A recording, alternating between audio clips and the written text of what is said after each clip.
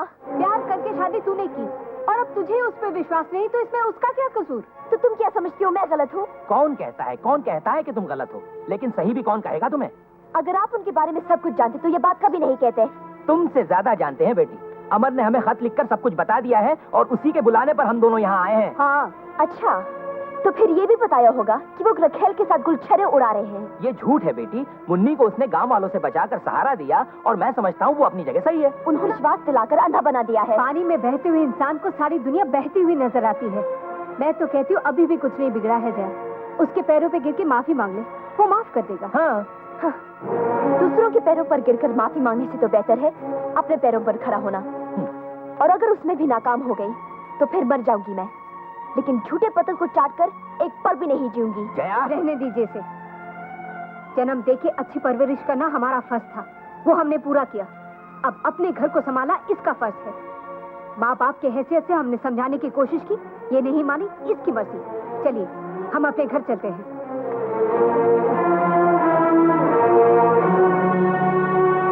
जया अफसर सबको छोड़कर जा रही है? हाँ, मुझे तो पता ही नहीं और किसी ने बताया भी नहीं। तुम्हें ही नहीं, आज तक उन दोनों के बीच में जो कुछ भी हुआ और हो रहा है शायद कोई नहीं जानता, लेकिन मुझे ऐसा लगता है ये सब तुम्हारी वजह से हो रहा है। मेरी वजह से? मुन्नी, अब तुम ही हो जो उनके घर को बर्बाद होने से बचा सकती हो। हाँ, जरूर बचाऊंगी, जरूर बचाऊंगी मैं। जया, तू घर छोड़ के जा रही है? ये अच्छी बात नहीं है। अरे मुझे क्या पता था मेरी वजह से इतनी बड़ी मुसीबत खड़ी हो जाएगी। बेचारे अफसर साहब मेरी परेशानी दूर करने चले थे और खुद परेशानी के शिकार हो गए। पर तू जा कहाँ रही है? तू तो बेवकूफ है, इतना भी नहीं समझती अपने हाथों से तू अपना घर उजाड़ रही है। मैं तुझे कहीं जाने नहीं दूंगी। अरे अफसर साहब का तो सोच, वो तो देवता है। जया तू कहीं जाएगी नहीं, मैं कह रही हूँ। छोड़ दो, चल हट। नहीं, तू कहीं नहीं जाएगी। तू जाती है कि नहीं यहाँ से? चल बाहर। मेरे होते हुए तू अफसर साहब का घर बर्बाद नहीं कर सकती। मेरी वजह से तू तंग कर रही है, लेकिन इस बात की सजा तुझे जरूर मिलेगी। जया, जुबान संभाल कर बात कर। मेरे हरे भरे घर को उजाड़ कर मुझे ही कोस रही है तू? पाप को जन्म तो तुझ जैसे तो नहीं दिया है। चल यहाँ से, चल। जया, जया मेरी बात सुन। चल निकल यहाँ से। अब मैं तुझे कैसे समझाऊं? मुझे तो कुछ कहने ही नहीं दे रही है तू। जया, अफसर साहब बहुत भले आदमी है, मेरी बात सुन, अपना घर मत उजाड़। तू अपनी बकवास बंद कर और दफा हो जा यहाँ से। जया मेरी पूरी बात तो सुन ले। तेरा पति भगवान का रूप है। मैं अपने होने वाले बच्चे की कसम खाकर कहती हूँ जया, मेरा उनके साथ कोई नाजायज संबंध नहीं है।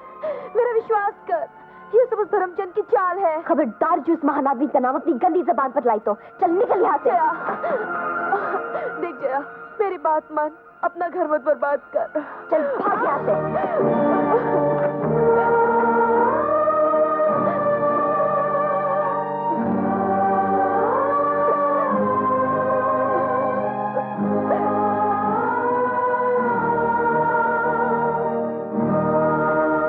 तुम्हें ये बात मुन्नी से नहीं बतानी चाहिए थी। वो जरूर जया के पास गई होगी और जया पहले से गुस्से में। मुन्नी उसका गुस्सा बर्दाश्त नहीं कर सकेगी। मुझे तो डर है कि वो पागल लड़की कुछ कर ना बैठे। बाबूजी,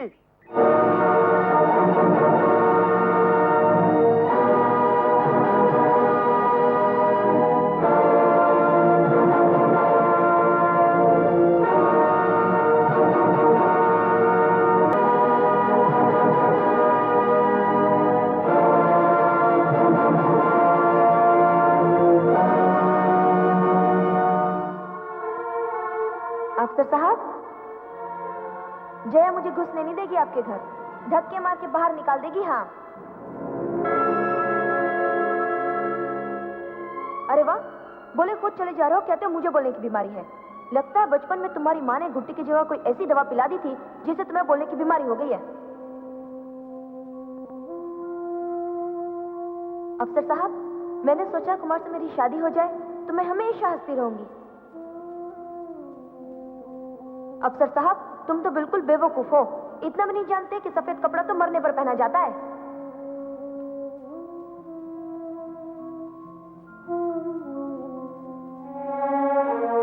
अरे रे रे रे, मेरा मुंह बंद मत करो, मुझे बात करने दो।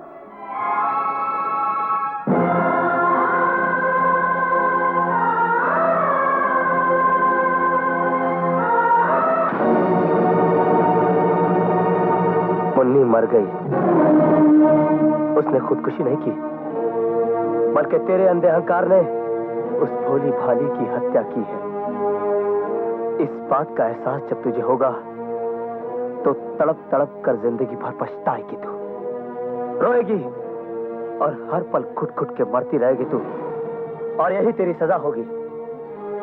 मैंने लाख कोशिश की कि हमारा ये रिश्ता ना टूटे, लेकिन तूने 7 फेरों का नाता एक पल में तोड़ दिया। Good, very good. अकेली रहना चाहती थी ना तू? तुझे तेरी तन्हाई मुबारक हो। मैं जा रहा हूं तुझसे और तेरे साए से भी दूर। Good bye.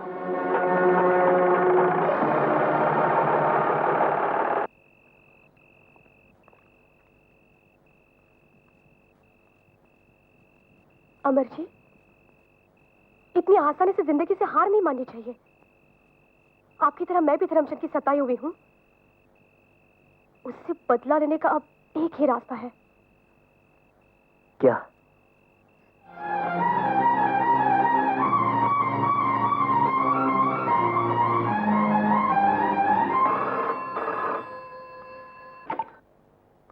Hello, Dharamchand speaking.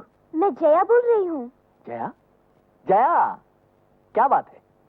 बोलो बोलो जया बहन। जया बहन? क्या मैं आपकी बहन लगती हूँ? हैं? हैरान हो गए?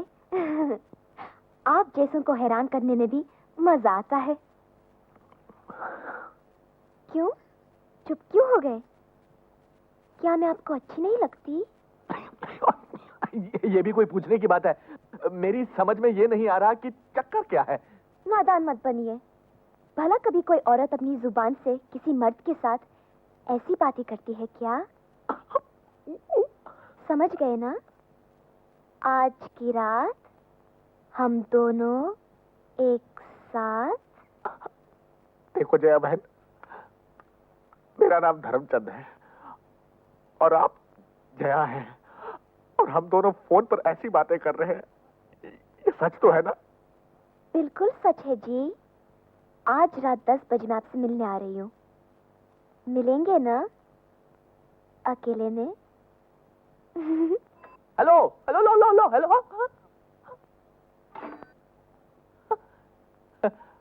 अथर्ववेद लिखने वाले ने ठीक ही लिखा है कि अक्लमंद लोग भी कभी कभी बेवकूफी कर ही बैठते हैं।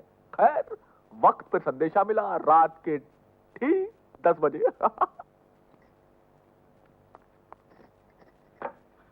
नमस्ते जी, मेरा नाम कमला है।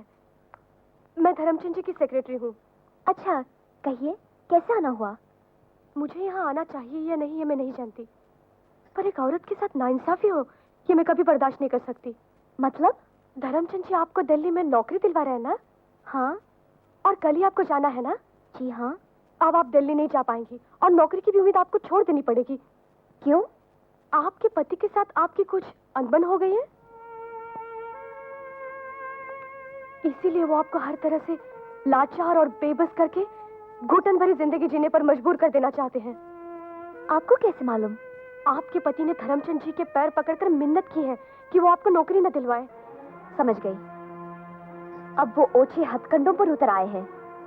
बहन जी, आप धर्मचंद जी को समझा बुझा कर अपनी तरफ खींच लीजिए। आप अगर उनके सामने जाकर अपना दुख कहेंगी तो वो जरूर पिघल जाएंगे। भले आदमी है, आपकी बात जरूर मान जाएंगे। देखिए, अब 10 बजने वाले हैं, कहीं वो सो न जाए। आप अभी जाकर उनसे मिल लीजिए।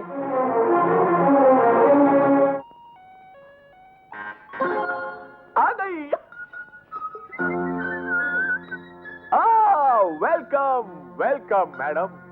You came into my house, that is God's nature. You came into my house, that is God's nature. Sometimes I look at you and sometimes my furniture. बिल्कुल ठीक वक्त पर आई। वक्त बीत ना जाए इसीलिए वक्त पर आई हूँ। अच्छा, सच सच बताओ, मुझे देखने की ख्वाहिश कैसे हुई? सिर्फ देखने की ही नहीं, कुछ कहने की भी है। मैं तुम्हारी हर ख्वाहिश पूरी करूंगा। अगर मैं तुम्हें खुश कर सका तो मेरे दिल को बहुत सुकून मिलेगा, बड़ी खुशी महसूस होगी मुझे। आप जैसे आदमी का मिलना मेरी खुशकिस्मती है। खुशकिस्मती तो मेरी होगी अगर मैं कुछ कर सका तो। देखिए, अब तक मैं आपके भरोसे पर रही अब आप ही मुझे छोड़ देंगे तो मेरा क्या होगा? बहुत नाइंसाफी होगी। तुम्हें जो कुछ कहना था तुमने साफ साफ कह दिया। अब तुम्हें फिक्र करने की कोई जरूरत नहीं है, मैं हूं ना। बैठो ना। ओहो, डरने की कोई बात नहीं है। Come on, just relax. आप कितने अच्छे हैं। देखिए, आप अमर की बातों में मत आइए। बस किसी तरह मुझे दिल्ली की नौकरी दिलवा दीजिए। नौकरी की बात इस वक्त क्यों? अब उसे वहीं छोड़ो। अब तुम्हें क्या करना है मैं बताता हूं। वो शाम कुछ अजीब थी, ये शाम भी अजीब है, वो कल भी पास पास थी करीब।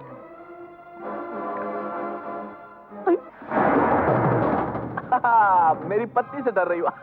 घबराओ नहीं, माता के जागरण में गई है, रात भर वहीं रहेगी और जब तक वो वापस आएगी अपना काम। तुम धर्मचंद ही हो ना? अब तक तुमने जिस धर्मचंद को देखा वो धर्मचंद नहीं, दिस इज धर्मचंद। होश में रहो धर्मचंद। खबरदार जो मुझे हाथ लगाया जान से मार दूंगी। खुद ही आई और अब खुद ही डर रही हो। औरत को भगवान ने इच्छा दी, आनंद दिया, हसीन बनाया, खूबसूरत जिस्म दिया, मगर ताकत नहीं दी। ताकत सिर्फ मर्द को ही दी। अब अगर मैं हिम्मत करके ताकत का इस्तेमाल नहीं करूंगा तो तुम्हें निराश लौटना पड़ेगा।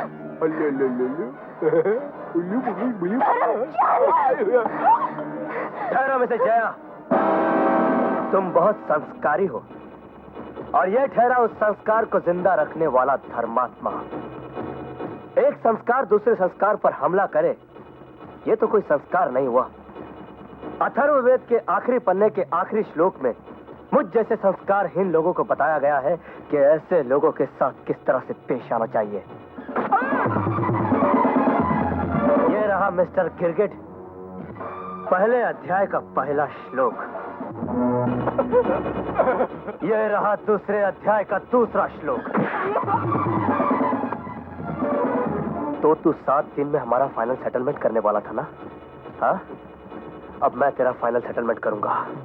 हमारी जिंदगी के साथ खेलने वाले कमीने, इससे पहले कि मैं तेरे जिस्म से तेरी सांसें हमेशा हमेशा के लिए छीन लूं, तुझे सच्चाई पे पड़े हुए झूठ के पर्दे को हटाना होगा। सब कुछ सच सच बता, वरना मैं तेरी जिंदगी का खेल खत्म कर दूंगा। बोल बोल।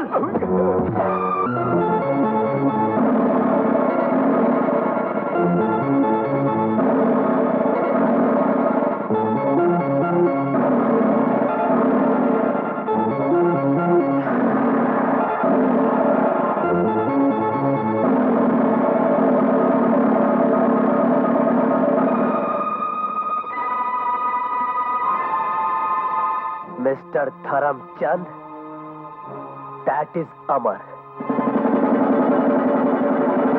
तो जैसे आदमी को तो रुक जाओ जया। तुम जो जानना चाहती थी वो जान गई। अब जाओ यहाँ से। आप नहीं जानती है कैसा आदमी है। न जाने कितने लोगों की जिंदगी अब बर्बाद की है इसने। तुम्हें तो आज पता चला है। मैं तो इन्हें शुरू से ही जानती हूँ। कितनी रातें गवाई है मैंने, कितनी रातें नागन बनकर डसती रही है मुझे, कितनी बार मर मर कर जीती रही हूँ, नरक की आग में जलती रही हूँ।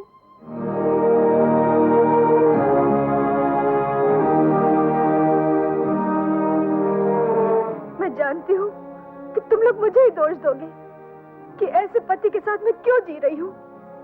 मुझे ये भी मालूम है कि तुम लोग मुझे औरत साथ के नाम पर कलंक कहोगे।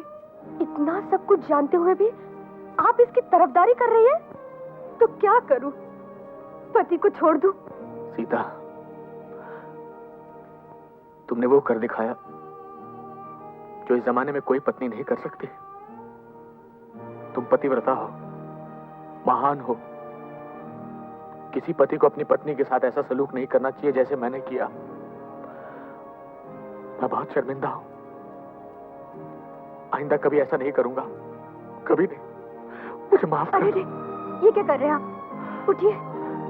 तुम जैसे आदमी को तो कभी माफ नहीं करना चाहिए। तुम्हें तो ऐसे जाओ जया, अब भी वक्त है। अपने टूटते हुए घर को बचा लो। जाओ।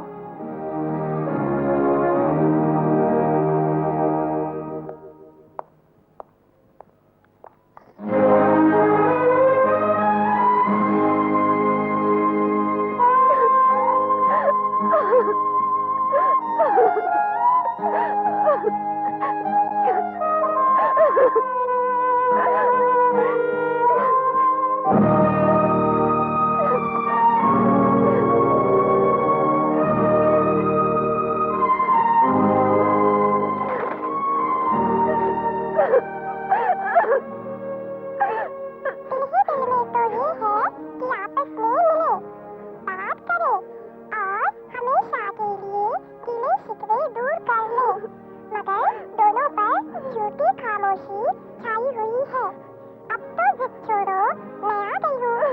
मुझसे अगर शर्म आ रही है